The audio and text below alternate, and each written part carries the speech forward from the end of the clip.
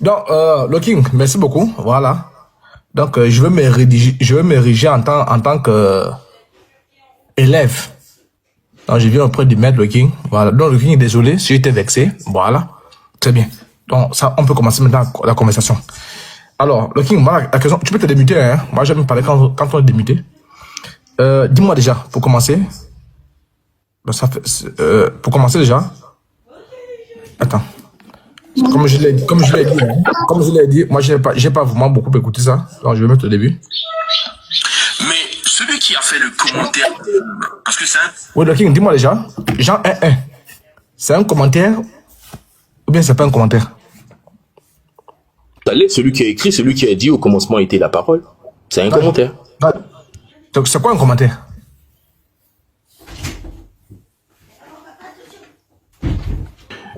Elvis, oui. Je t'ai répondu affirmativement. C'est un commentaire. Maintenant, on avance. Je comprends. Voilà. Alors pose-moi, si tu veux débattre avec moi, pose un vrai débat. Je t'ai dit, je ne vais pas être là. Il, ça veut dire quoi? Oh, ça veut dire quoi? Voilà. Je viens en tant Non. Elvis, j'ai affirmé, c'est un commentaire. Alors, vas-y avec ton contre-argumentaire. J'ai compris. Voilà. Est-ce que je t'ai riposté? Je t'ai pas riposté. Je t'ai pas riposté. J'ai accepté. Maintenant, je te demande, c'était quoi un commentaire? Je réponds pas à cette question, on avance. J'ai une motion. Non, mute-toi, frère, mute-toi, pas l'émotion. Frère, mute-toi, il faut te muter, frère. Il faut muter, frère. Appuie sur le micro. Je parle pas d'émotion. Kaïda, appuie sur le micro. Ok, il ne répond pas aux commentaires. Maintenant, le King, comme tu ne réponds pas aux commentaires, tu ne réponds pas à la question là, on va aller un peu ensemble, toi et moi, on va analyser le commentaire. Le vide, tu peux nous plaquer le texte? Tu peux nous plaquer le commentaire? Est-ce qu'il y a quelqu'un qui peut nous plaquer le commentaire? Ok, d'accord. Ok. Alors, tu peux nous plaquer le commentaire, tu peux juste te muter. Plaque le commentaire, Jean 1-1.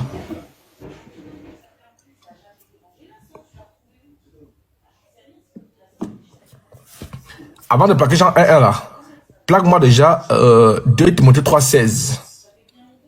Plaque-moi un peu 2 Timothée 3-16. Après, on va aller au commentaire de Jean 1-1 avec... je suis venu en tant qu'élève, hein. Vous voyez que j'ai activé la troisième porte de Lava. Ceux qui sont dans Lava connaissent. Faut mettre la couleur un peu, non? Mets la couleur pour qu'on puisse bien voir, hein. Je mets les yeux là. Il y a un micro vert là, s'il vous plaît, il y a un micro vert, s'il vous plaît.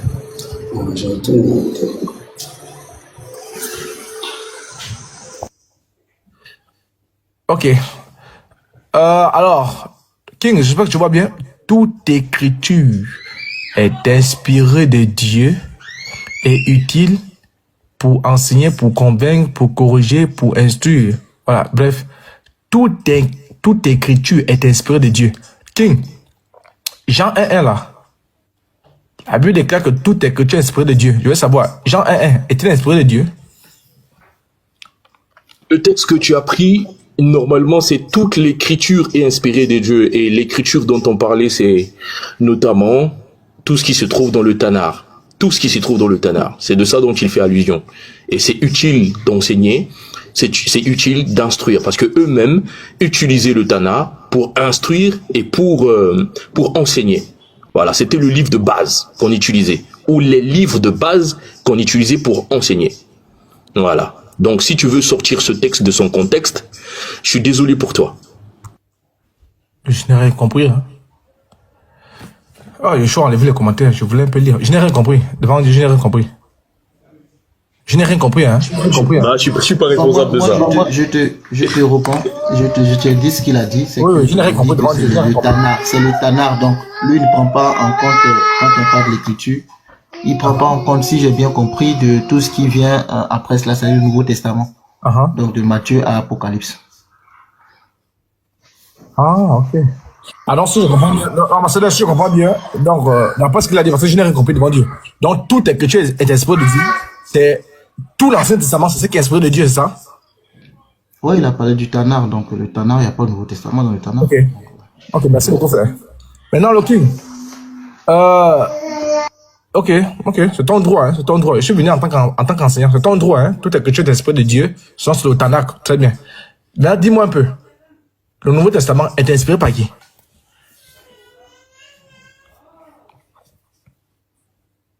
Elvis, je veux pas me soumettre à un interrogatoire. Attends.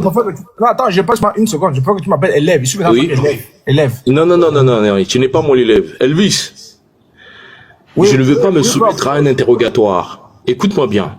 Si tu veux qu'on échange, on aura un échange, tu me poses des questions, je te pose des questions. Mais si tu penses que tu vas me soumettre à un interrogatoire en utilisant le pseudo d'élève, c'est-à-dire en rusant pour avoir des réponses à toutes tes questions, bah tu t'es trompé de personne. Mais non, je suis venu. Donc si non. Au départ, lorsque tu es monté, tu as voulu jouer quelque chose, tu voulais faire le pimpant. Monsieur, alors maintenant que tu as obtenu, je suis pas le prof, je suis pas un prof. Je ne suis pas un prof. Je ne comprends pas. Tu m'as reproché. Elvis, je suis pas un prof. Allons-y dans l'échange direct. T'as peur de quoi? Allons-y dans l'échange direct. T'as peur de quoi? J'ai compris. Monsieur le prof. Voilà, allons-y dans l'échange direct. Ok, monsieur le prof. Ok, merci. Je veux vous voyer parce que vous êtes mon professeur. Monsieur le professeur, vous m'avez demandé, vous m'avez dit que si je viens en tant qu'élève, de moins un truc comme ça, ça passe. Si je vais m'élever, ça ne passe pas. Non, monsieur le professeur, mais comment tu fais pour transmettre aux gens qui t'écoutent? Mais tu souffres d'un sérieux problème de compréhension. Attends, s'il te plaît. Attends, s'il te plaît. À quel moment j'ai dit si tu... Attends, s'il te plaît. À quel moment j'ai dit que il faut que tu viennes comme élève pour obtenir quelque chose de moi? C'est pas ce que je t'ai dit. Je t'ai dit la manière dont tu m'as posé des questions. Enfin, tu voulais que je te rende des comptes. D'accord? C'est ce que je n'ai pas aimé. Si tu avais utilisé une autre méthode, non pas comme un élève, mais en tant que frère, j'aurais pas de problème avec ça. Mais là, tu t'es présenté comme quelqu'un qui avait un droit sur moi. Et c'est ce que j'ai refuté. Maintenant, si c'est l'échange, et j'ai même dit parce que tu avais laissé croire que moi, je ne voulais pas débattre, et je t'ai dit c'est faux. Ce que tu viens d'affirmer ne vient pas de moi, mais de ta tête. Ça sort de ta tête.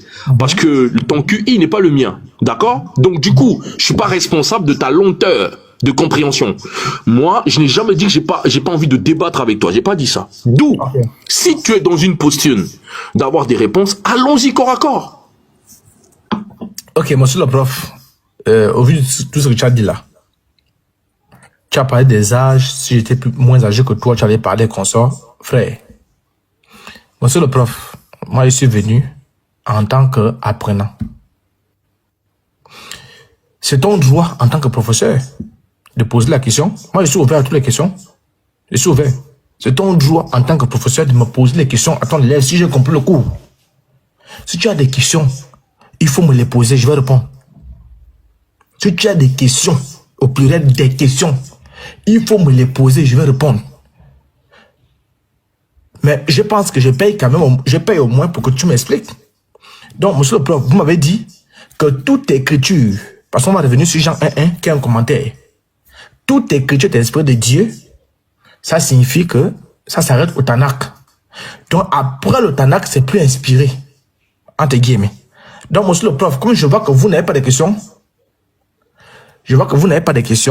mais je vous dis, c'est vous le professeur, parce que vous avez l'autorisation de me foutre dehors. Si vous avez 1000 questions, posez-les-moi, je vais répondre. Je suis là pour ça. Je suis élève. Je réitère très bien. Si vous avez 1001 questions, en tant que votre élève, posez-les-moi, je vais répondre. Si c'est faux, vous mettez faux, vous corrigez. Mais en tant qu'élève, c'est mon droit. Je vais d'abord user de mon droit. Et mon devoir, c'est de répondre à vos questions. Et donc, je use de mon droit. Donc, monsieur le prof, comme vous avez dit, toute écriture est inspirée de Dieu, ça s'arrête au Tanakh. Moi, je suis qui pour contester ça. Je préfère fermer ma bouche. Ce que l'on ne peut dire, il faut le taire. Je veux savoir, monsieur le prof, la nouvelle alliance, autrement dit, le Nouveau Testament est inspiré par qui? Étant donné que Jean 1.1 est un commentaire, le Nouveau Testament est inspiré par qui? Pourquoi je vous pose la question? J'anticipe déjà. Je vous pose la question parce que quand vous allez me répondre, au lieu de perdre le temps sur les questions que j'avais qui étaient rattachées à l'ancienne alliance, je vais déjà les formuler sur l'auteur même de l'inspiration de la nouvelle alliance. Donc, je réitère ma question. Monsieur le prof, étant donné que... Il est en pause. Attends, il va revenir. Est-ce qu'il t'entend? Monsieur le prof, étant donné que l'ancienne alliance s'arrête sur le Tanakh, est inspiré par Dieu. Très bien. Monsieur le prof, la nouvelle alliance ou encore le Nouveau Testament est inspiré par qui? Je me mute.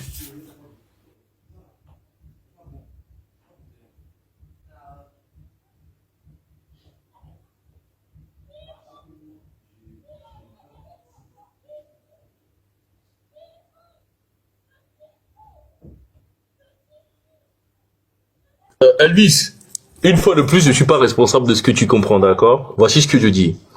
Toute écriture, le texte qui est devant moi là, que le Lévite a affiché là, toute écriture est inspirée de Dieu et utile pour enseigner, pour convaincre, pour corriger, pour instruire dans la justice. Lorsque l'apôtre Paul a écrit ça, il faisait allusion au Tanakh. Est-ce que ça c'est difficile à comprendre? Quand il a dit toute l'écriture est inspirée là, il ne parlait pas du Nouveau Testament. Il n'y avait pas un Nouveau Testament. Il n'y avait pas le Nouveau Testament, c'est le témoignage. Lorsqu'il parlait ici, il faisait allusion au Tanakh. Il y avait les Écritures qui existaient. Bon, je veux dire ça dans quelle langue? C'est pas possible. Bon, Seigneur des Kings, je me permets de modérer. Attends. Je me permets de modérer parce que j'ai l'impression que tu n'as pas compris la question. Ça, c'est ce que tu as donné comme réponse tout à l'heure, que ce verset-là s'attribue à l'ancienne alliance, à l'ancien testament. Il a dit d'accord, il a compris. Maintenant, il pose la question concernant le Nouveau Testament. Voilà. La question n'est plus sur l'ancienne alliance, sur l'ancien testament. Non. Donc, Seigneur de King, la question n'est pas sur l'Ancien Testament. La question même n'a rien à voir avec ce verset qui est ici. La question est de savoir, le Nouveau Testament est inspiré par qui? Voici la question. Donc, si tu te démutes, tu réponds à la question. Parce que là, ce que tu viens de dire, c'est que tu as répété ça sur l'autre question. Ça n'a rien à voir. Là, nous, on pensait que cette écriture faisait allusion à toute la Bible. Mais toi, tu nous as fait savoir que cette écriture fait allusion à l'Ancien Testament. On a dit d'accord. Maintenant, on veut savoir, le Nouveau Testament, là, il a été inspiré par qui? Ou, voilà, il faut nous répondre tout simplement. Tu nous donnes la réponse du Nouveau Testament inspiré par qui? Voilà, c'est ce qu'on veut comprendre. Merci.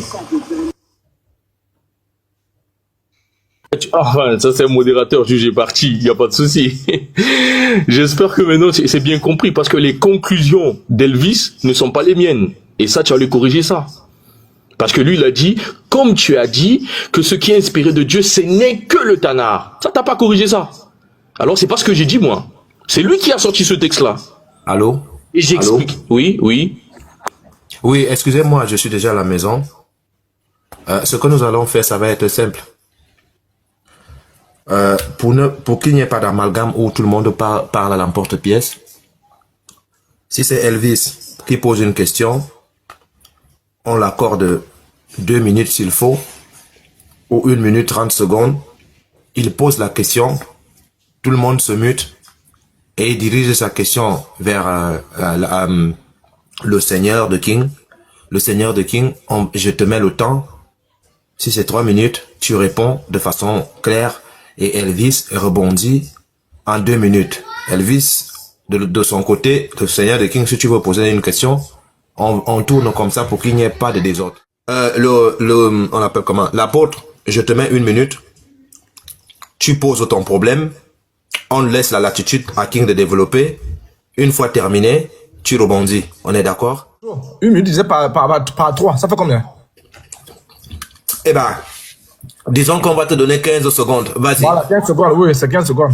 Faut pas avoir le même temps, oui. Bon, déjà, comme tu arrivé un peu en retard, là, tu es occupé, sinon c'est la même chose, hein. Sinon, le vite, voilà. Non, je disais, le professeur King, je disais ceci. Toute écriture d'inspirée de Dieu, là, tu as répondu dessus, tu as répondu que c'est le Tanakh. Très bien. Maintenant, je vais savoir. Le Tanakh, c'est l'ancienne alliance, qu'on sort. Je veux savoir, la nouvelle alliance là, la nouvelle alliance, qui a inspiré ça? Qui a inspiré la nouvelle alliance? En dépit du fait que Jean 1 est un commentaire. C'est ça ma question, c'est ça que j'ai posé depuis. Donc je n'ai même pas besoin du temps. La nouvelle alliance, qui a inspiré la nouvelle alliance? J'ai déjà compris l'affaire du Tanakh, j'ai compris. De Timothée 3,16 là, se rapproche au Tanakh. Ah, c'est pour le Tanakh, j'ai compris. Maintenant, la nouvelle alliance. Qui est l'auteur de la nouvelle alliance? Qui a... Donc, Yeshua, moi j'ai fini déjà. Est-ce qu'on fait un débat avec son professeur? On ne fait pas de débat avec son professeur.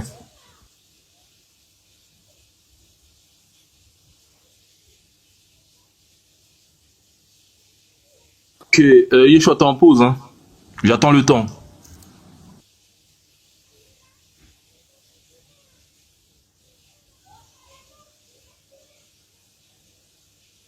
Si Yeshua ne revient pas, ça va se...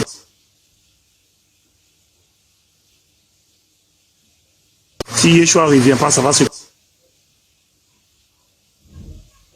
Si tu veux. Je veux bien, oui. Si tu peux mettre le temps, je veux bien. C'est 3 minutes, non? Il a dit c'est ça, 3 minutes. Ouais, c'est ça, il a dit 3 minutes, ouais.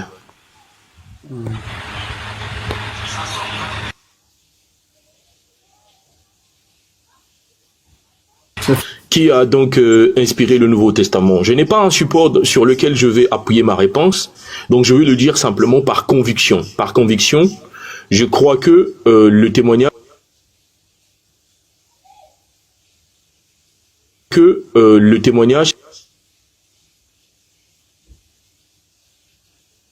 j'estime que le témoignage est inspiré par Dieu. Voilà. Ça, j'en suis convaincu. Maintenant, dans mon temps, je te pose ma question à moi. Il y eut un homme envoyé de Dieu. Son nom était Jean. Donc, je répète, il y eut un homme envoyé de Dieu. Son nom était Jean. Ça, je suis dans Jean, chapitre 1, le verset 6. Elvis, qui parle ici? C'est Dieu ou c'est un homme?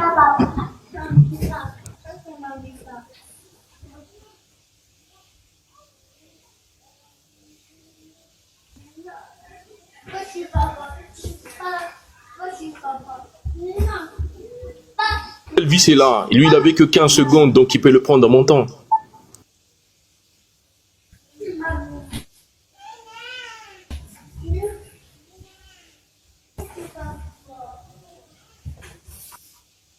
Est-ce que Elvis est là? Mais Israël, tu sais. Oui. Il y a du bruit, hein?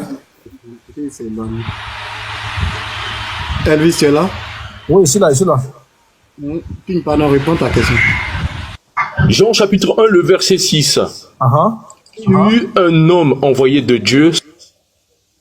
C'est qui? C'est Dieu ou c'est un homme? Ok. Bon, je n'ai même pas déjà compris la réponse qu'il m'a donnée. Déjà, le professeur a posé une question. C'est une très bonne question. Il y eut un homme envoyé de Dieu. Voilà. Oui, c'est Jean. C'est-à-dire l'évangile, c'est écrit selon Jean, inspiré par quelqu'un. Donc, je garde le nom parce que c'est ma question. Donc, d'après ta question, qui parle? C'est Jean qui relate ça. Maintenant, ma question, c'est ce que tu vas compléter. Moi, je te réponds. Il y eut un homme inspiré. Du moins, il y eut un homme, tout ce qu'il veut, dans Jean 1, 6 là, qui parle, c'est lui qui dit ça, c'est Jean, l'un des apôtres de Jésus, celui que Jésus aimait le plus, le témoin oculaire auriculaire. Maintenant, comme dans la même question là, dans le même texte, il faut compléter. Si je continue, je vais devoir répondre.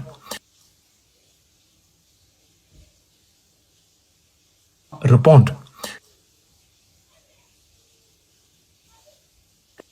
te pose. C'est la même question, puisque Jean fait partie de la nouvelle alliance. Hein? Toute la nouvelle alliance, le Nouveau Testament, là, j'ai entendu l'histoire de Tanouk, j'ai déjà compris ça. Qui est l'auteur qui a inspiré les apôtres, là? Qui a inspiré la nouvelle alliance? Qui a inspiré le Nouveau Testament? Autrement dit, il y a eu là, qui a inspiré Jean? Jean 1, 1, tous les gens là, tous les versets là, qui les a inspirés? Dans l'ancienne alliance, tu m'as parlé de Jean 3, 1 Timothée 3,16. Il s'agit de toute écriture d'esprit de Dieu. Ça s'accorde à tout le Tanakh. Très bien. Maintenant, la nouvelle alliance là, qui a inspiré la nouvelle alliance? Qui est la locomotive de la nouvelle alliance? Si tu réponds à ça, on va également trouver celui qui a inspiré Jean a écrit, n'est-ce pas? Jean 1.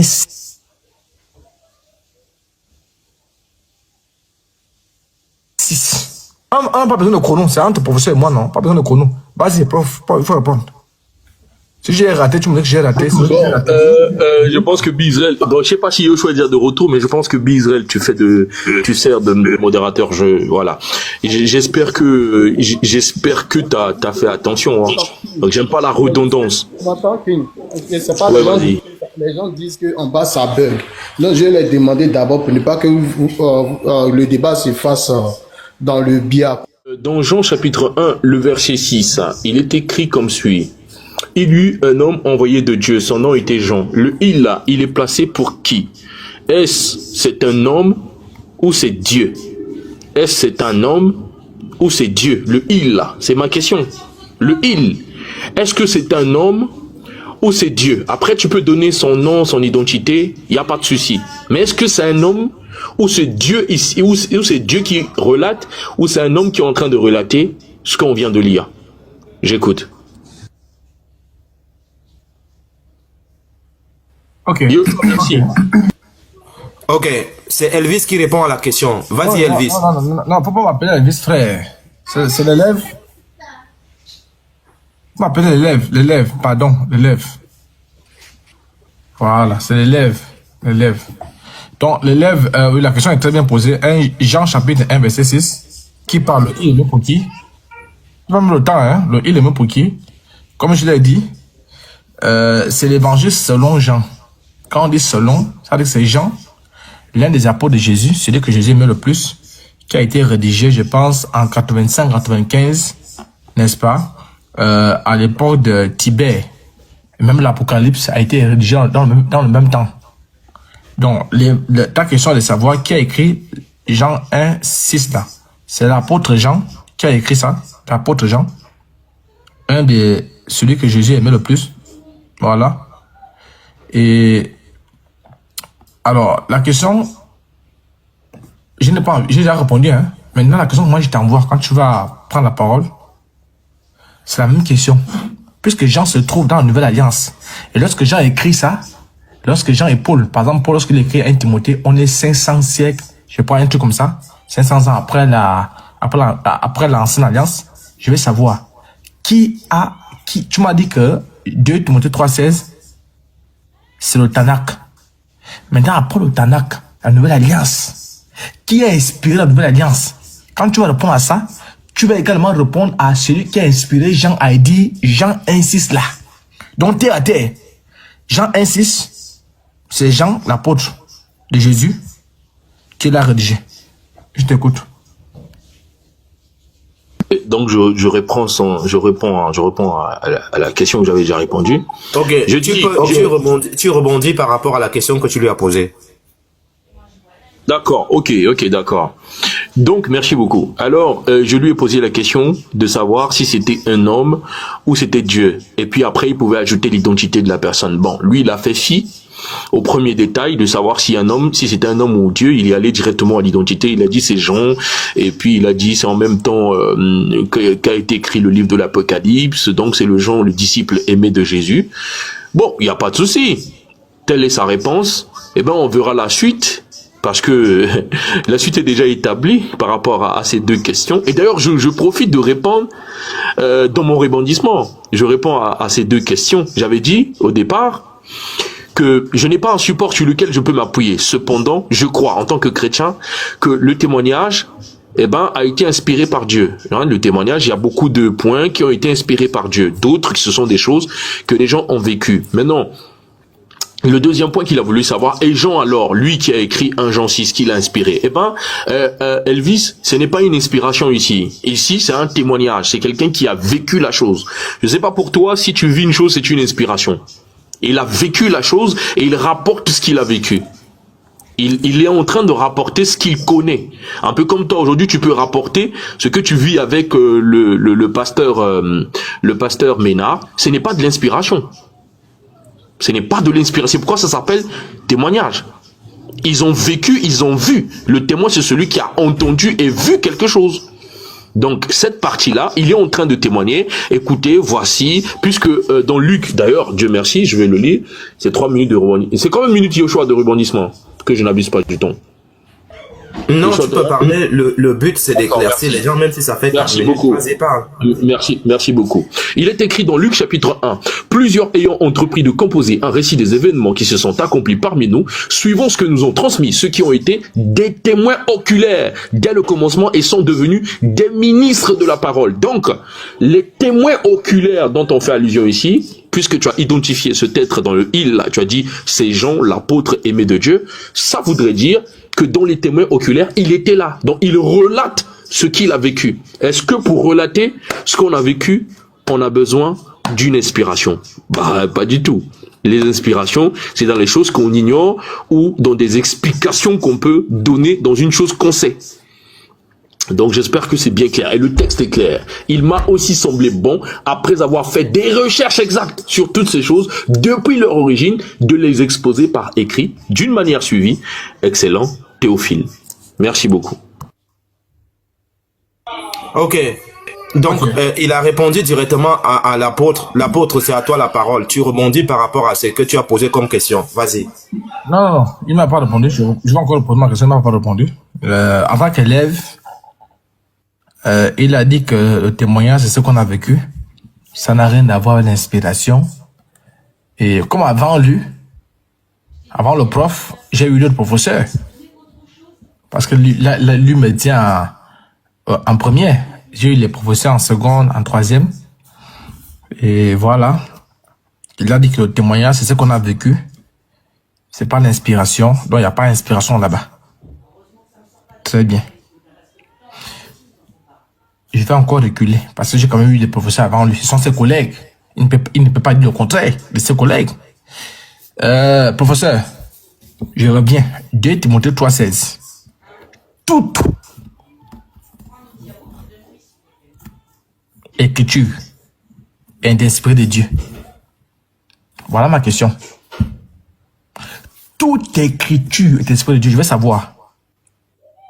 L'Ancien et le Nouveau Testament font-elles partie de l'écriture de Dieu? Autrement dit, toute écriture est l'esprit de Dieu là. Est-ce que l'Ancien et le Nouveau Testament sont des écritures de Dieu? Une fois tu me dis oui, c'est fini. C'est ce qu'on appelle la pièce qui manque au puzzle. Si tu me dis non, tu me cites entre les deux qui n'est pas l'écriture de Dieu. Je réitère ma question. Toute écriture est inspirée de Dieu. Dans toute écriture, on a en 2 parties l'Ancienne Alliance, la Nouvelle Alliance, autrement dit l'Ancien Testament, le Nouveau Testament. Je veux savoir si les 2 testaments-là, l'Ancien Testament et le Nouveau Testament, font partie de l'écriture de Dieu. Voilà ma question.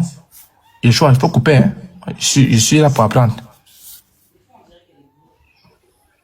Ok. Le King, est-ce que tu as compris la question qu'il t'a posée? Je pense que c'est la même question qu'il a ramenée. Et j'espère que toi, en tant que juge, tu es témoin. Ou je me trompe? Non. Bien sûr. Non, c'est pas la même. Je crois que c'est pas la même. Oui, c'est la même question, mais elle a reformulé en apportant exactement des éléments, bien sûr. C'est la même voilà, question. Pour que dans ta réponse, qu'il n'y ait pas d'échappatoire par rapport à cela. Je pense que c'est ce qu'il a fait. Donc, vas-y, tu réponds, et puis va rebondir par rapport à ce que tu dis. Merci beaucoup. Alors, je répète encore, l'écriture, et après on va me dire qu'il ne s'est pas appuyé sur un texte. Le texte sur lequel il s'appuie, normalement c'est toute l'écriture est inspirée de Dieu. Ce texte-là, lorsque l'apôtre Paul l'écrit, il fait allusion au Tanakh. Il n'y a pas à cette époque, il n'y a pas un livre qu'on appelle Nouveau Testament, ça n'existe pas. Et lorsqu'il dit toute l'écriture, l'écriture, ceci est écrit. L'écriture est inspirée de Dieu. Il existait bel et bien les livres des prophètes, il existait la Torah, ainsi de suite, les psaumes. Tous ces textes-là sont inspirés de Dieu. Mais je suis pas en train de dire ici que le témoignage n'est pas inspiré de Dieu. Je ne suis pas en train de dire que le Nouveau Testament qui comporte l'évangile ou comment on appelle les témoignages des apôtres et les épîtres, je ne suis pas en train de dire que c'est pas inspiré de Dieu. Je t'ai expliqué le contexte du texte sur lequel tu t'appuies. Et pourtant, tu es toujours en train de récidiver. Mais c'est pas grave, puisque la répétition, elle est pédagogique. Alors, toute l'écriture est inspirée de Dieu, oui, mais Paul fait allusion au Tanakh. Maintenant, est-ce que ce qu'on lit dans le Nouveau Testament, c'est inspiré? Oui, je t'ai dit, c'est inspiré de Dieu, mais il y a des textes qui ne sont que des témoignages, des choses que des personnes ont vécues. L'inspiration, c'est une chose, soit tu n'as pas vécu, soit l'explication d'une chose que tu as vécue.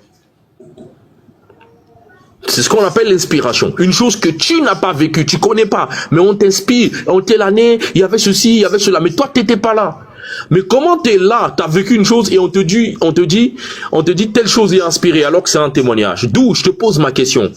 Est-ce que Jean avait réellement vécu avec Jésus ou il a connu Jésus par inspiration sans avoir vécu avec lui? Merci.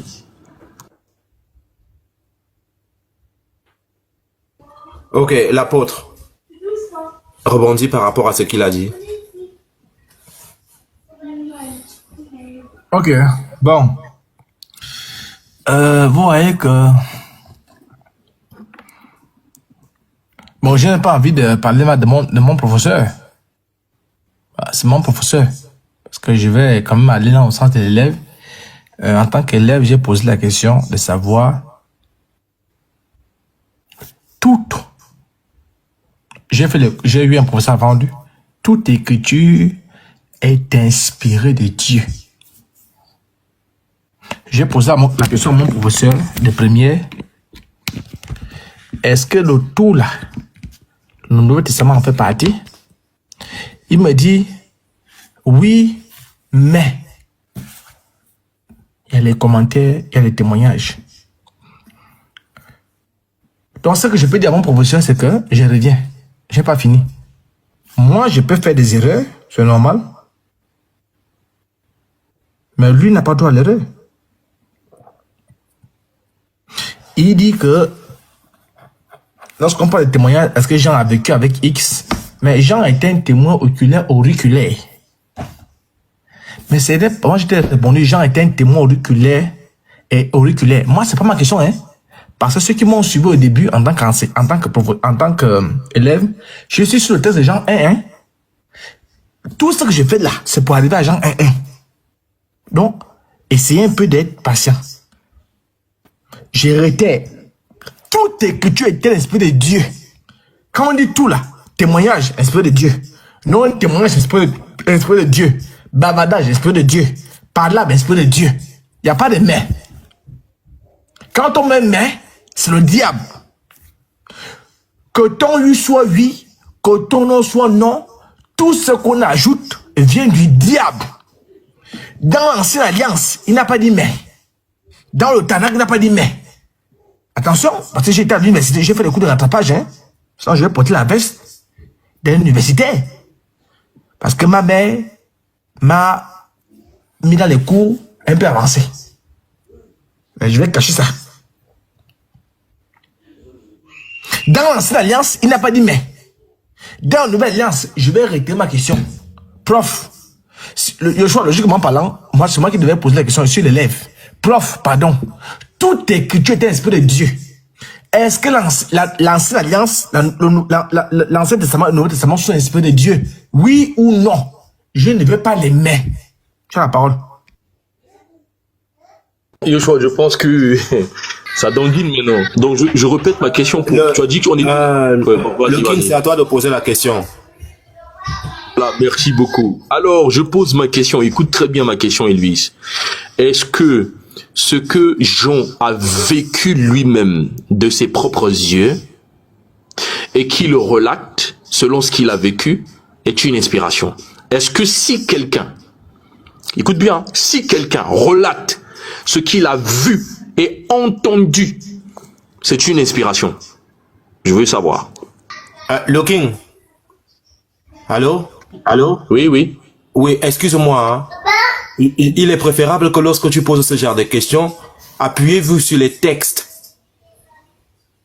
C'est-à-dire, quelqu'un prend un verset, il pose la question sur ce verset. Parce que quand vous parlez comme ça, on a l'impression d'être dans une faculté où on fait la philosophie. Prenez un texte, vous deux. Chacun prend un texte. Lorsqu'il pose la question sur le texte, il dit, voici le texte. Est-ce que ce texte est inspiré ou bien c'est un texte qu'on a soufflé à l'oreille? Ça, c'est pour vous deux. J'ai une motion, si c'est une motion. Vas-y, frère. Ok. Je veux savoir, entre les deux là, c'est pas pour combien de temps, c'est combien de questions, comment ça se passe en fait? C'est vrai aussi, c'est vrai aussi, on peut laisser les autres parler. Ambassadeur. Ou bien c'est... Non, oui, chacun de... un truc au modérateur, je veux juste savoir. Oui, là maintenant, comme tu venais de souligner, je veux permettre à chacun de poser au moins 3 questions. Donc, supposons que c'est la première question qui commence là avec King. Ça, c'est la première question de King. Donc, King, tu poses ta question basée sur un verset biblique. Tu demandes, ce verset est-il inspiré? On a soufflé à l'oreille? Ou bien c'est quelque... Donc, allez-y dans les versets pour qu'on puisse être fixé lorsque quelqu'un pose la question. Ok. Je vais répondre à sa question. Ok, merci. Non, c'est ma première question. Je pose ma première question. C'est sa première question. Sur un texte biblique. Exactement. Plusieurs ayant entrepris de composer un livre, Luc chapitre 1, écoutez bien. Plusieurs ayant entrepris de composer un récit des événements qui se sont accomplis parmi nous, suivant ce que nous ont transmis ceux qui ont été des témoins oculaires dès le commencement et sont devenus des ministres de la parole, il m'a aussi semblé bon, après avoir fait des recherches exactes sur toutes ces choses depuis leur origine, de te les exposer par écrit d'une manière suivie, excellent Théophile. Ici, Luc, par rapport à ce qu'il est en train de dire, puisqu'il a fait des recherches, est-ce que ce qu'il dit est fruit d'une inspiration ou fruit des recherches? Est-ce que c'est fruit d'une inspiration tout court ou c'est le fruit des recherches exactes, des choses palpables qui existaient? Première question. Ok. L'apôtre. Question posée, vas-y. Ok. Bon, je me réjouis, bon, au fur et à mesure qu'on va monter, les frères restaient sereins. Parce que ma mère a déjà mis la veste. Elle me demande de porter la veste de l'université. Je dis non, maman, attends un peu. Le professeur là. Restez serein. Je me réjouis déjà en tant qu'élève que le professeur a déjà laissé l'Apocalypse. Du moins, il a laissé le texte qui m'a donné. En disant que quand on fait un témoignage, c'est une révélation. Là, il revient sur Luc. Voilà, très bien. Est-ce que Luc est une révélation? Luc chapitre 1, verset 1 à 4, là, est-ce que c'est une révélation où il a entendu parler? Bon, je pense qu'il n'a pas bien cerné le sujet, Luc. Écoute bien, je vais le prendre. Il y a eu plusieurs qui ont entrepris de composer un récit des événements qui se sont accomplis parmi nous. Le nous briller. Frère, quand lui met nous là, il est là. Selon ce que nous ont transmis ceux qui, dès le commencement, ont été témoins oculaires. Alors, je m'arrête là. Ce que tu dois comprendre, c'est quoi? C'est que Luc, tout écriture est esprit de Dieu. Tout ce que Luc entreprend est esprit de Dieu. Et pour démontrer que c'est l'esprit de Dieu, il va aller auprès des témoins oculaires et auriculaires. C'est pourquoi l'apôtre Paul, dans Colossiens chapitre 4, verset 14, il dit, Luc, le médecin bien-aimé, vous salue. Tu comprends? Et quand tu prends, par exemple, Actes chapitre 1, verset 1, le premier traité que j'ai fait à Théophile a porté tout ce que Jésus fait et enseigné depuis le commencement. Donc, ce que Luc fait, c'est pourquoi dans l'épître de Luc, ou encore l'évangile selon Luc, chapitre 1er, il fait exprès de maîtres, il s'est renseigné auprès des témoins oculaires et auriculaires. C'est inspiré, puisque les gens vers qui Luc s'en va, ils ont été inspirés par Dieu. Et celui qui pousse Luc à aller auprès de ceux qui ont été inspirés par Dieu, c'est Dieu lui-même. Et c'est pourquoi il dit, il a fait des recherches approfondies. Approfondies, c'est-à-dire que la pensée de l'homme est limitée. Tu comprends? L'homme peut se tromper. Mais comme c'est approfondi, le Saint-Esprit confirme que ce que tu as reçu des mêmes bons petits qui ont été avec moi, c'est ce qui est vrai. Et c'est pourquoi... Non, je garde la question là, je garde la question. Je garde ça. Si je pose ça, tu vas commencer à bondir comme un petit, voilà. Je garde ça. Donc pour te répondre, les travaux que Luc a entrepris étaient inspirés par Dieu. Auprès des, pas des colbosards, hein, pas des voyous, qui disent que je n'ai pas Dieu, hein. Il allait auprès des témoins oculaires, auriculaires. Et comme l'homme peut faillir, et c'est pourquoi il l'a mis en bas. Attends, je vais lire ça. Yeshua, pardon, donne-moi le temps. Donne-moi un peu le temps, s'il te plaît. Regarde. Il y a eu plusieurs qui ont entrepris de composer un récit. Donc, plusieurs ont entrepris de composer un récit, événements qui se sont accomplis parmi nous. Selon ce que nous ont transmis, ceux qui, dès le commencement, ont été témoins oculaires et ministres de la parole. Il m'a donc semblé bon, à moi aussi, après avoir, écoute bien, après avoir fait des recherches exactes. Frère, la seule personne sur la terre, sous la mer, sous la terre, sous le démon, qui est exact, qui peut donner des informations exactes, c'est Jésus. Donc lui, il a eu l'exactitude là où? Parce que je peux te montrer les versets où l'apôtre Paul faillit. Donc c'est Dieu qui l'a inspiré. Et comme Dieu l'inspire, la Bible déclare que comment corrompt-il si personne ne prêche? Et comme Dieu parle, et la Bible déclare que comment corrompt-il? C'est-à-dire que nous sommes les instruments que Dieu utilise. Et Dieu a utilisé qui? Les apôtres. Donc pour encore vérifier ce qu'il a dit, il va aller auprès de qui? Des apôtres pour vérifier ce qui est exact là. Et quand il a vérifié, il a compris que c'était juste et bon, frère. Donc en résumé, ce que Luc a écrit, c'était une inspiration divine, claire et limpide. Et deux, il est allé confirmer chez les apôtres. Les apôtres ont confirmé que ce qu'il avait et ce qu'ils ont eu était exact. Maintenant, je vais te poser une question à la fin. Reste serré. Yeshua, pardon, donne la parole. Ok, le King, il a répondu. Il a répondu à la question, tu répondis en 1 minute. Okay, merci Yoshua. Bon, j'espère que tu as assisté à l'insulte, mais je te prie de l'accorder une grâce, parce que la loi reste la loi, tu avais établi une loi. Mais on lui fait grâce, comme ça on n'aura pas d'excuses. Mais j'espère qu'il va pas récidiver. On est parti sur un principe où on a écarté les insultes. Donc, à partir du moment où la loi a été votée par toi, eh ben, tout ce qui était antérieur n'avait plus de valeur, et désormais, tout ce qui est dit sera tenu en rigueur. Alors, vous êtes témoin, l'homme qui s'était inscrit en élève, qui avait besoin de 15 secondes pour une simple question, a pris près de 5 minutes, montrant un peu la difficulté qu'il a connue. Pour répondre à cette question, c'est simple. Eh ben, je réponds à ma propre question. Ce sont des recherches que Luc, et c'est écrit, ce sont des recherches exactes qu'il a fait pour avoir toutes les informations qu'il a apportées à un certain Théophile. Donc, ça ne souffre d'aucune ambiguïté. Et tout ce qu'on y ajoute, eh ben, vous savez d'où ça vient. Donc, merci beaucoup, Monsieur Elvis. Il n'y a pas de souci, mais ceux qui sont intelligents ont bien compris ce qu'il en est. Merci. Ok. Les choses, c'est bon? Oui, Elvis, c'est toi qui poses la question. Ok, très bien. Bon, je pense que déjà que je reste sur l'élève, hein, Yeshua. Il dit que je n'ai insulté personne. Si tu te reconnais comme papillon, c'est toi.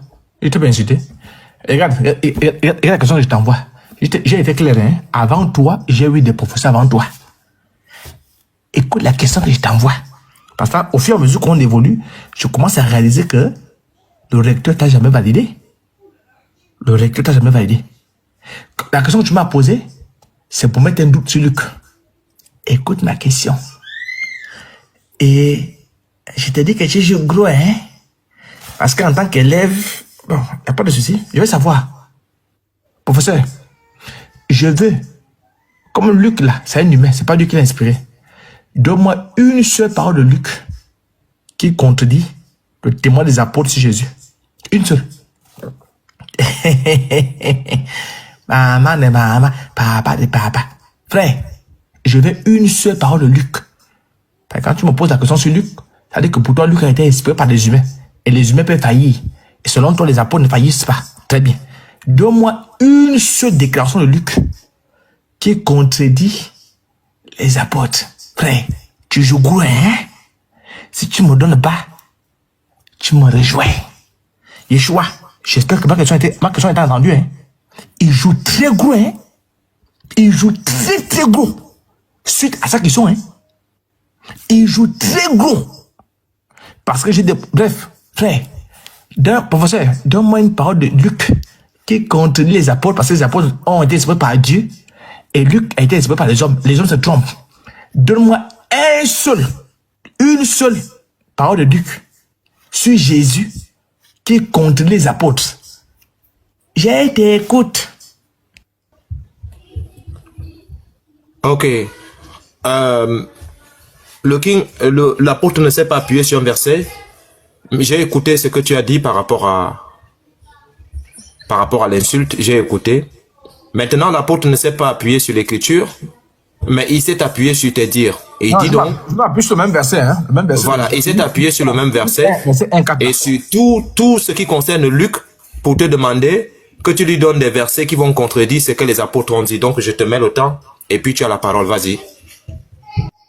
Oh, sacré Yoshua, c'est pourquoi je te kiffe, mon gars. Je te jure, hein, franchement. On n'est peut-être pas d'accord sur la doctrine, mais tu es extraordinaire. Je te kiffe dans mon âme.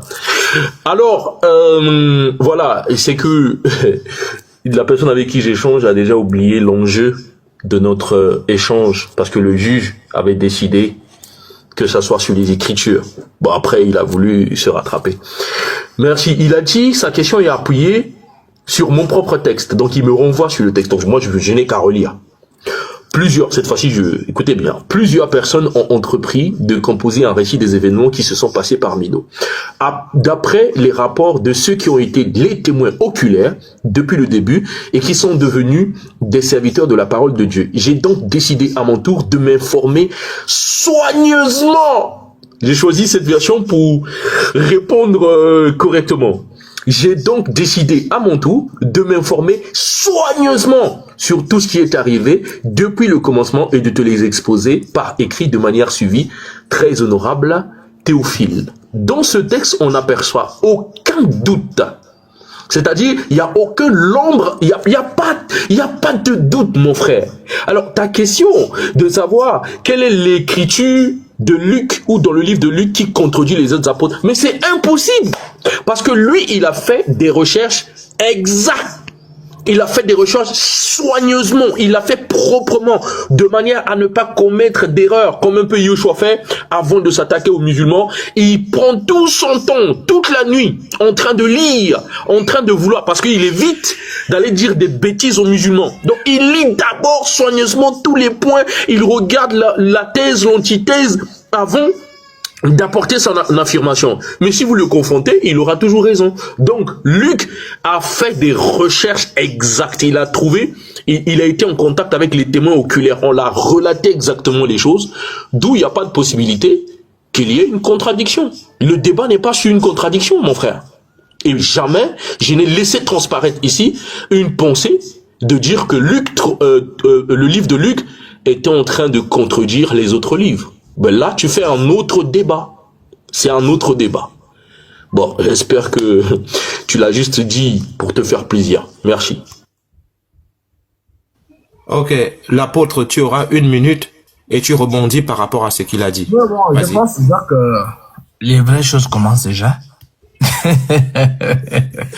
Dans 2 Pierre chapitre 1, verset 20 à 21, l'apôtre dit que ce n'est pas une pensée humaine que les hommes ont parlé, mais c'est poussé par l'Esprit de Dieu.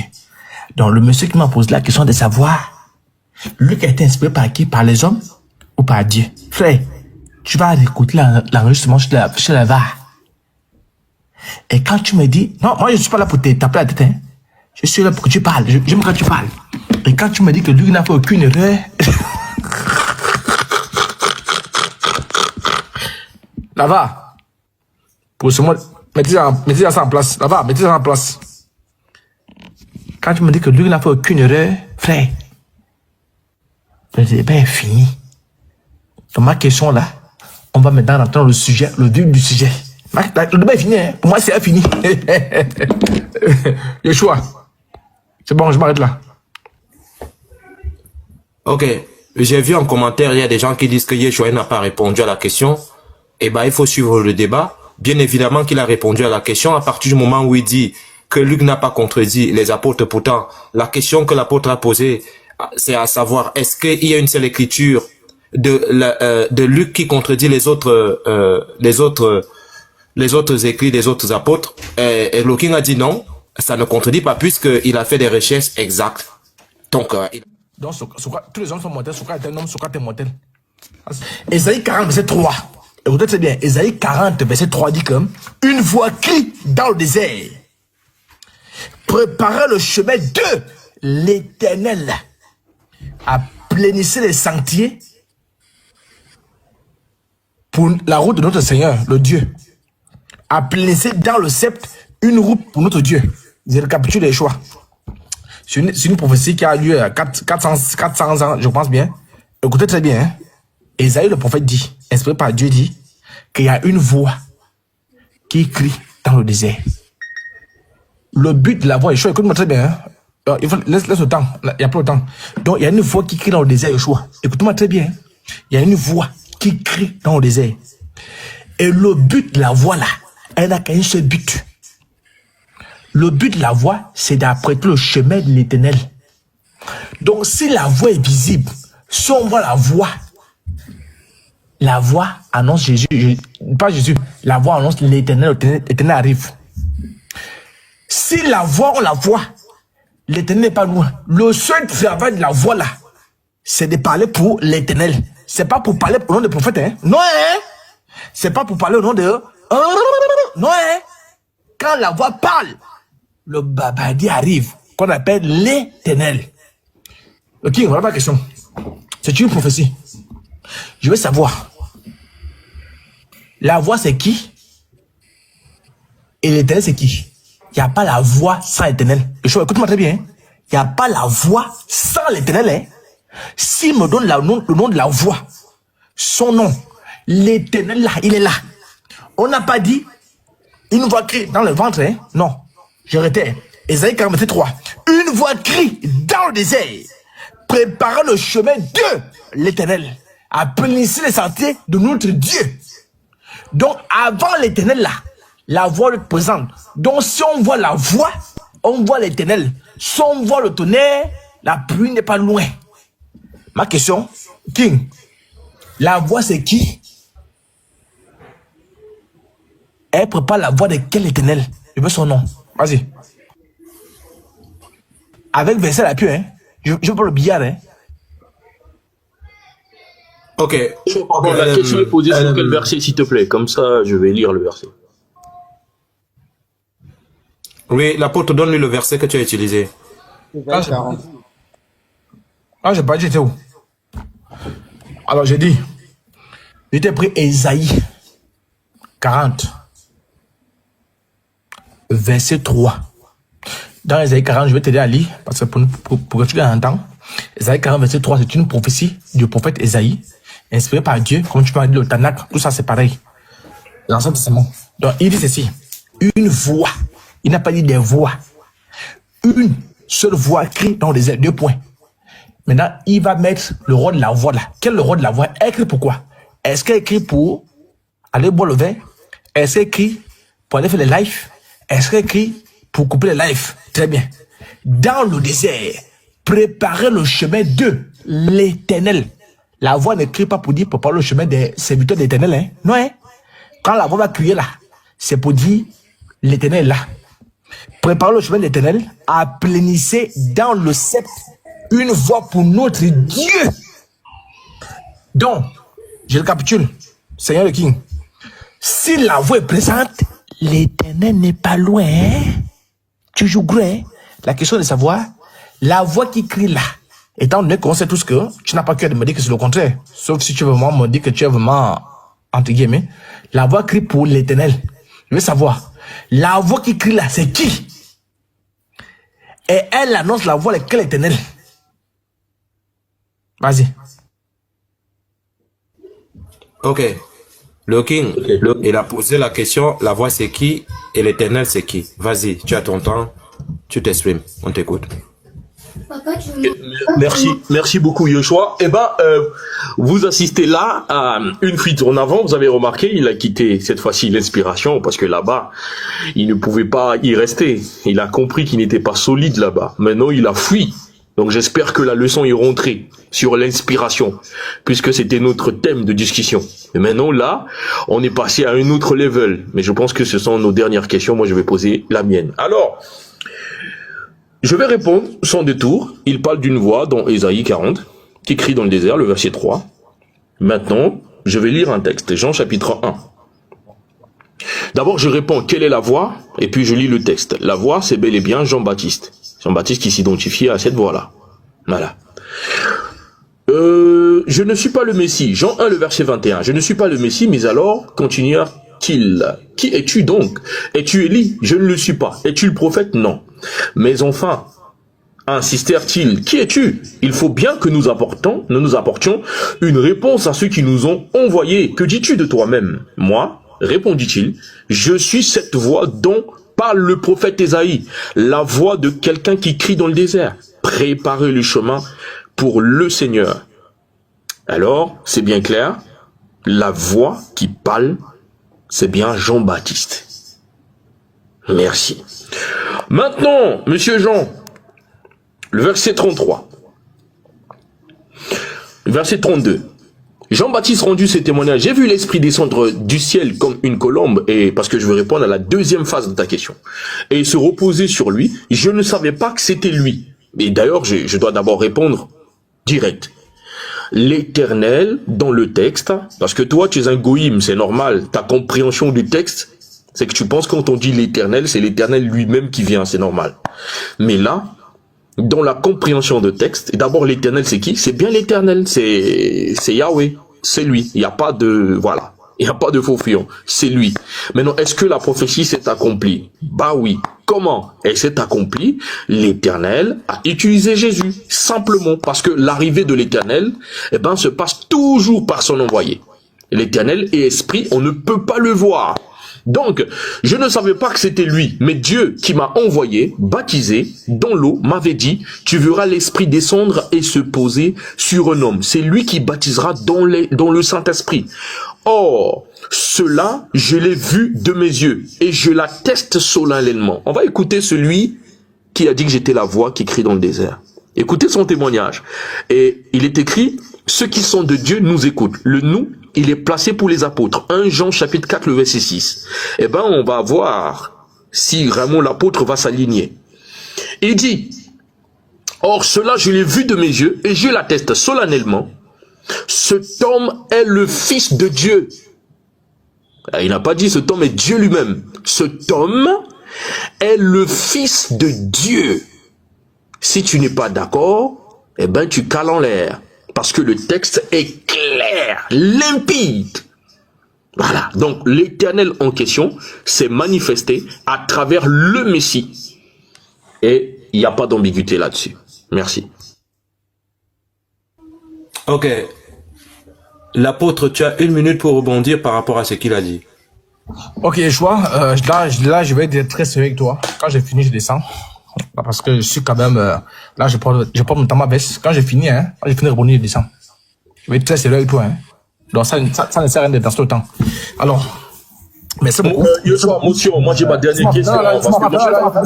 Yoshua, motion. Il faut me laisser finir. Motion, Yoshua, motion. Attends, l'apôtre, il a demandé une motion. Attends. Merci. Tu nous as soumis à un exercice de questions et réponses. Chacun avait 3. C'est ma quatrième question, hein. S'il te plaît, tu nous as soumis. Oui, tu as posé une 4e question. Donc moi, j'ai le droit d'en poser une. Que moi, j'en ai posé une. Oui, t'as gagné. Voilà, donc avant de descendre, merci, c'est tout. Ok, y a pas de souci. Ok, donc Yoshua, voilà, comme tu l'as dit, on n'a pas besoin de temps. Comme je l'ai dit, Yoshua, je ne suis pas là pour fracasser les murs. Mais en tant qu'élève, c'est clair. Merci beaucoup, le King. Il te rassure devant Dieu et devant les hommes. C'est pourquoi j'étais venu. Je l'ai eu. Tu comprends? Si tu veux même, je peux dire à Yeshua te donner 3 questions. Tu me poses 3 questions. C'est pourquoi j'étais venu à Safoulaï, Bismillah, Bibilal.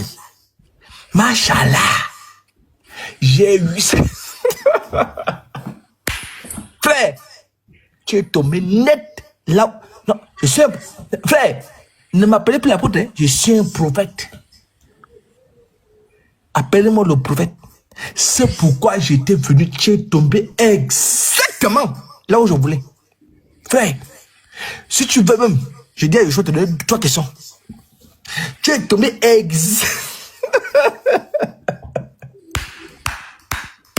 Ouais. Non, je peux pas dire dire. Hein? Je vais même avoir 2 minutes.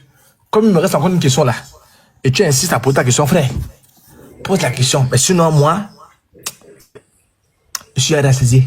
Et je suis qui pose la question et je vais poser la mienne. Vas-y, petit, pose la question. Le Seigneur de King. Ok. Est-ce que c'est ta dernière question? Oui, normalement. Vous avez déjà fait chacun combien de questions? 4-4. Ok. 4-4, c'est ça dernière et j'aurai ma dernière. Ok.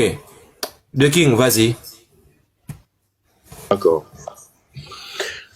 Ok. Jean 3, le verset 16. Oui. Dieu a tant aimé le monde qu'il a donné son Fils, son unique, pour que tous qui placent leur confiance en lui échappent à la perdition et qu'il ait la vie éternelle. Ma question à l'apôtre. Jésus est le Fils de quel Dieu? Jésus est le Fils de quel Dieu? Écoute bien ma question. Jésus est le Fils de quel Dieu? Je me mute. Ok. L'apôtre, c'est à toi la réponse. Quand tu es prêt, tu me dis, je lance le chrono.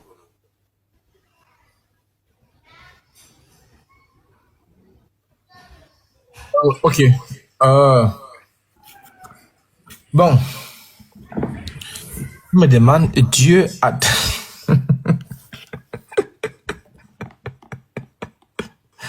Dieu! On va tout voir. Ouais.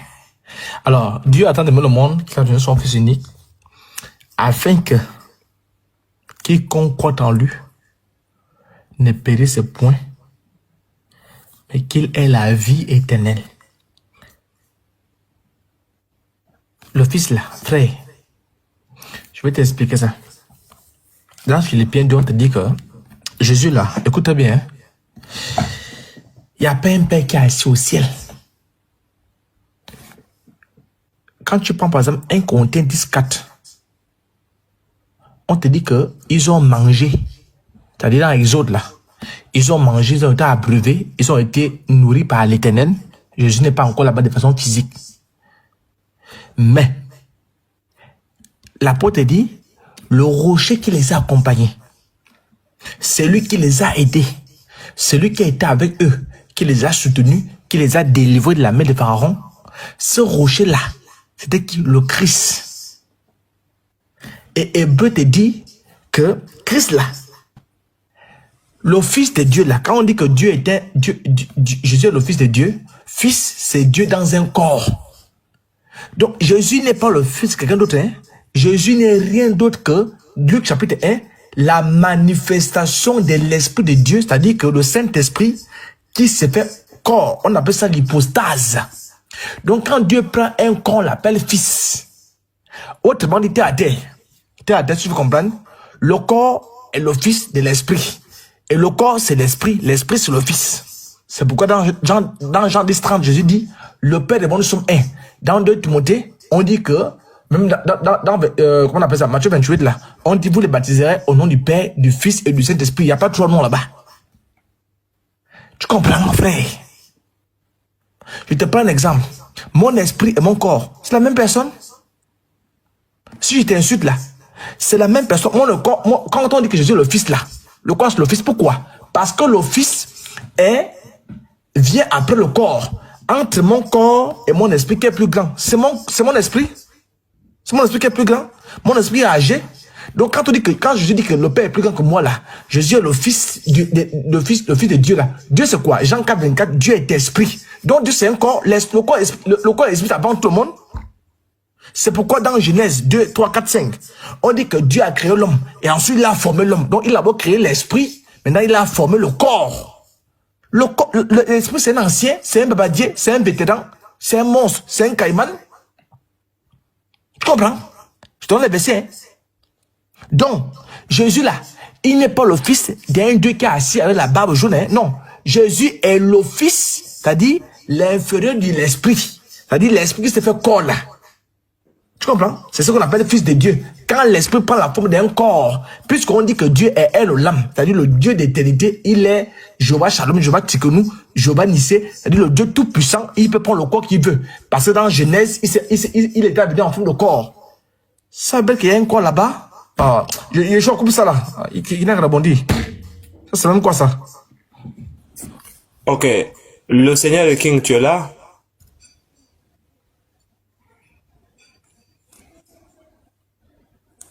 Seigneur le King, tu es là? Ah ouais, excuse-moi, j'avais reçu un appel. Oui, je suis là. Oui, tu as une minute pour rebondir.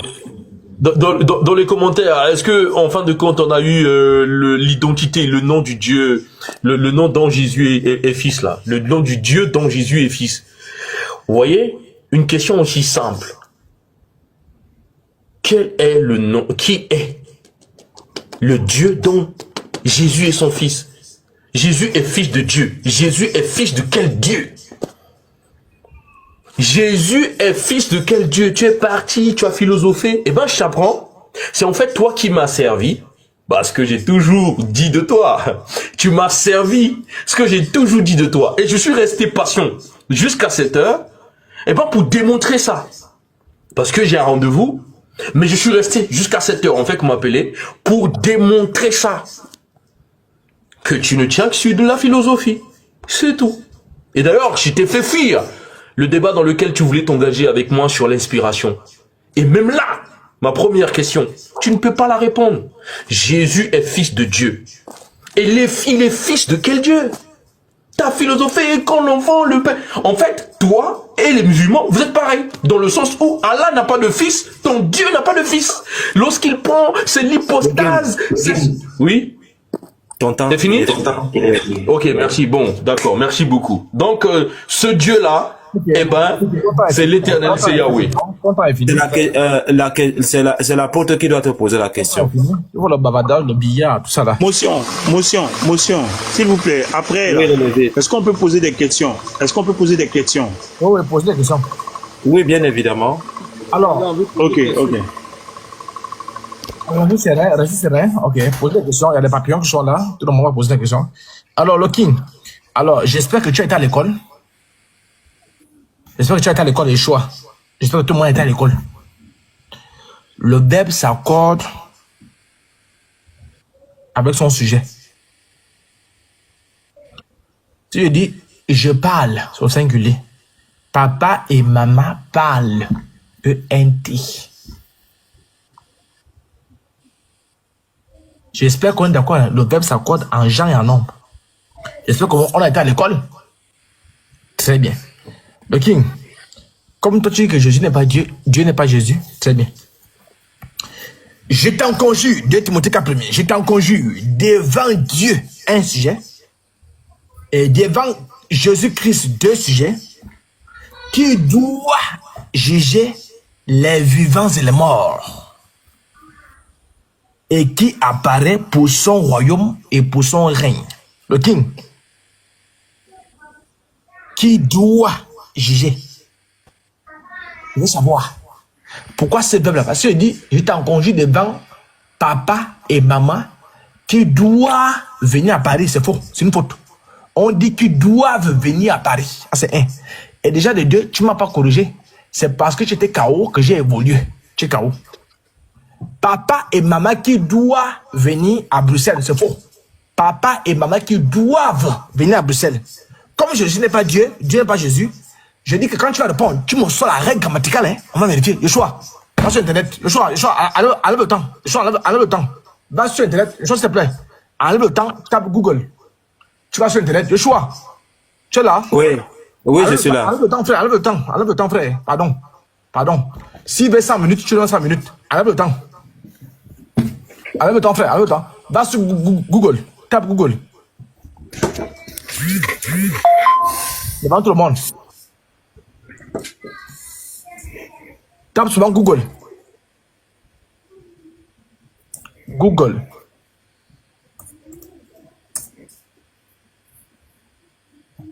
Merci. Très bien. En même temps, tu ouvres une fenêtre, ChatGPT. Très bien. Donc, voilà ma question. Le choix. Tout ce qu'il m'a dit là, tu mets sur Google, ChatGPT, hein? Très bien. Alors, je t'en conjure devant Dieu et devant Jésus, Christ, qui doit juger les vivants et les morts. Je veux savoir, le King, pourquoi le verbe s'accorde en genre et en nombre là? On a deux sujets, Dieu et Jésus. Je veux savoir, pourquoi le verbe n'est pas au pluriel? Tu me donnes la règle grammaticale. Yeshua va taper. Tu as la parole. Ok. Le King. Va sur Google et tu positionnes ChatGPT en même temps. Vas-y, on t'écoute, le King. La règle grammaticale, hein? Je veux le billard, hein? Je t'éclaire, hein? La règle grammaticale. S'il résiste, il me sort la règle grammaticale de choix. Tu vas sur DeepL, tu vas sur ChatGPT et Google, tu tapes la règle grammaticale qu'il va donner. Démute-le. Le King. Ok. Je pense que la règle était bien définie. Hein. C'est pas au cours de jeu qu'il faut changer la règle. Yoshua t'avait dit, les questions se posent avec des versets bibliques et ça se répond avec des versets bibliques. Et je pense que moi, je suis un homme ordonné et je n'aime pas le désordre au cours d'un échange alors que les règles sont préétablies. Et ça, j'appelle ça de la diversion. Voilà, ça c'est de la diversion. Et moi d'ailleurs, mon co-débatteur a été incapable de répondre à ma question avec des versets bibliques. Alors je réponds à sa question. Il s'étonne dans 2 Timothée chapitre 4. C'est pourquoi je t'en conjure devant Dieu et devant Jésus-Christ qui va juger le monde. Il se pose la question, mais pourquoi dans la règle grammaticale ça ne s'accorde pas? Alors que normalement il y a 2 sujets. Hein? C'est sa préoccupation. Donc on va prendre les textes. Moi je veux répondre selon la Bible et il va mieux comprendre. Et d'ailleurs c'est pas pour lui mais pour ceux qui nous suivent. Actes chapitre 10 à partir du verset 42. Et Jésus nous a ordonné de prêcher au peuple et attester que c'est lui qui a établi, c'est celui qui a été établi par Dieu, juge des vivants et des morts. Je relis. Et Jésus nous a ordonné de prêcher à qui? À moi qui lis. À Elvis, à tous ceux qui sont sur le panel, à tous ceux qui sont dans les commentaires, voici l'ordre que Jésus a donné à ses apôtres, conformément à Jean chapitre 17, le verset 20, ce n'est pas seulement pour eux que j'écris, mais aussi pour tous ceux qui croiront en moi par leurs paroles. Alors les paroles des apôtres sont certaines. Voici ce que l'apôtre à qui on a dit, lorsque tu seras converti, affermis tes frères. Et lorsque Jésus, avant de partir, il a dit, m'aimes-tu Pierre, plus que ceci, alors paie mes brebis. Donc je parle avec l'apôtre de l'affermissement. Je parle d'un véritable apôtre, le vrai, qui a fermé les frères. Voici ce qu'il dit. Et Jésus nous a ordonné de prêcher au peuple et d'attester que c'est lui qui a été établi par Dieu, juge des vivants et des morts. Donc à partir de ce moment-là, il y a une nouvelle loi qui est mise en vigueur.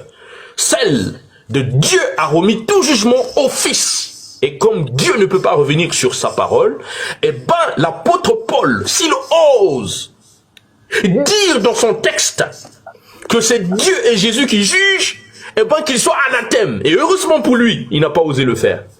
Alors, pourquoi ça ne s'accorde pas? Parce qu'en fait, c'est le deuxième sujet dont il s'agit. Jésus qui doit juger le monde. Ce n'est pas Dieu. Et le texte ici est clair. C'est Jésus qui doit juger le monde. C'est pourquoi il ne peut pas accorder ça. Si c'était Dieu et Jésus qui doivent juger le monde, ça devait être accordé, mon frère Elvis. La raison pour laquelle il n'accorde pas, eh ben, parce que l'information est formelle. L'information est formelle. D'accord? Donc, je vais lire un dernier. Ah, les appels, franchement.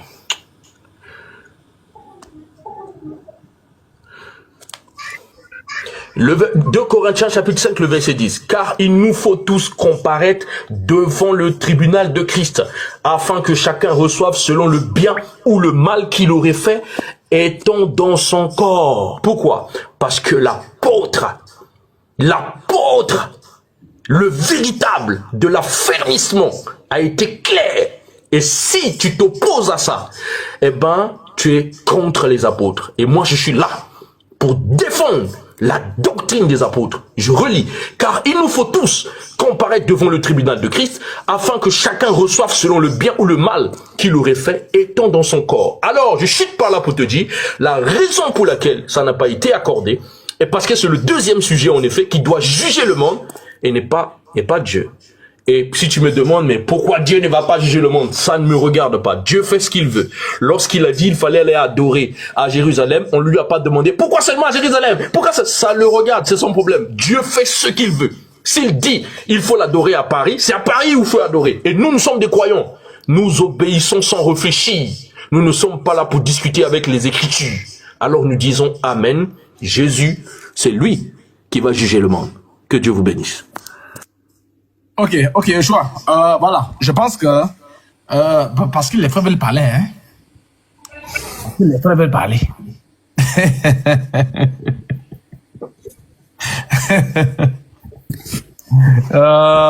Parce que Yeshua a une motion, s'il vous plaît. Il faut muter. Yeshua a une motion.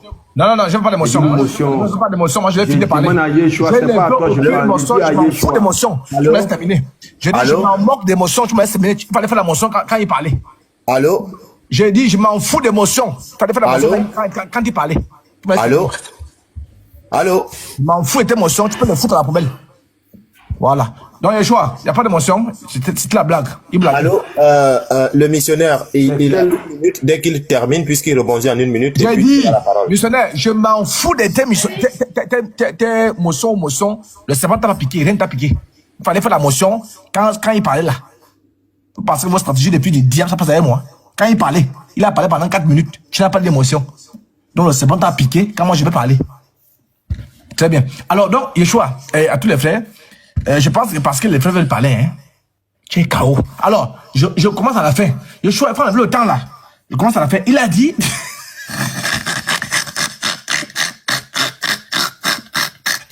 il a dit, c'est Jésus qui juge le monde. Il s'en fout. Il ne veut pas savoir qui juge le monde. Très bien. Mais tu n'avais pas encore lu le Somme 9, verset 8. Dans le Somme 9, verset 8, il jugera le monde avec justice. C'est Dieu. Il est question de Dieu. C'est Dieu qui juge le monde. Dans le Somme 50, verset 6, c'est Dieu qui juge le monde. Dans Isaïe 33, verset 22, c'est Dieu qui doit juger le monde. Dans Daniel 7, là, c'est Dieu qui doit juger le monde. C'est jamais écrit que Dieu va faire passation de service avec Jésus. Hein? C'est Dieu qui juge le monde, d'après les versets que je te donne, d'après les versets. Maintenant, comment Dieu a fait pour se faire dribbler par Jésus? Ah, c'est un, tu es KO. Et de deux, bon, vous voyez déjà, on a affaire à quelqu'un qui ne comprend rien des Écritures. Ma question, parce que les frères parlaient, hein? Sinon, devant Dieu, si c'était le choix, on fait descendre tous les frères là. Tu vas répondre à ma question. Je n'ai jamais dit, selon la Bible, il y a un micro vert, le choix. Je n'ai jamais dit que selon la Bible, qui doit... La porte, ton temps est dépassé. Non, frère, attends, je finis. Je n'ai jamais dit que qui doit juger le monde d'après la Bible. Non, j'ai dit 2 Timothée 4 là. Pourquoi le verbe ne s'accorde pas? Frère, on ne va jamais dire, je t'en conjure, devant le procureur et devant Yeshua, qui doit venir à Paris. Non, c'est qui doivent. Ma question n'est pas de savoir qui doit juger le monde d'après la Bible. D'après la Bible, c'est Jésus. Je t'ai demandé pourquoi le verbe là, il est au singulier alors qu'on a 2 sujets. Et toi-même, tu as répondu, tu as bien dit qu'il y a 2 sujets. Et le verbe s'accorde en genre et en homme. S'il y a 2 sujets là, il faut nous prouver pourquoi le verbe n'est pas au pluriel. Je n'ai pas demandé qui juge selon la Bible. Selon la Bible, c'est Jésus. Tout le monde le sait. J'ai demandé ce verset-là. Pourquoi il n'est pas au pluriel alors qu'on a 2 sujets? Et toi-même, tu as avoué qu'il y a 2 sujets, mais c'est Jésus qui juge. Et si on te demande que pourquoi c'est Jésus, tu n'as aucune question, tu n'as aucune réponse, c'est comme ça. Ah, tu es dans le billard. Yeshua, j'ai fini là. Ok, le King. Allô, le King, tu es là? J'avais demandé ma motion. J'avais dit. Oui, tu auras la motion tout de suite, le missionnaire. J'ai fini avec mes questions. J'ai fini. Ouais, j'ai fini avec les questions. Ouais, c'est fini, c'est bon, merci. Oui, l'apôtre a pris 1 minute 40. Je te donne 1 minute. Yeshua, quand on a commencé, on est monté, tu as donné des règles. Tu as dit que si quelqu'un manquait de respect, tu allais le faire descendre. Devant toi, un petit comme Elvis se permet de me tutoyer. Non, Elvis, mute-toi. Laisse parler, je vais gérer. Ok, après ça, je prends la parole. Après, je prends la parole. Laisse, je vais gérer. Vas-y, missionnaire. Motion après lui. La motion que j'avais demandée, moi, je... On ne joue pas ensemble. Comme tu as un fils de diable. Après lui, c'est moi, hein. On va voir ça. Là, je ne suis pas d'accord. Là, l'apôtre, je ne suis pas d'accord. Là, je ne suis pas d'accord. J'ai bien dit au départ que si quelqu'un manque du respect à l'autre, je veux le faire descendre. C'est ce que j'ai dit.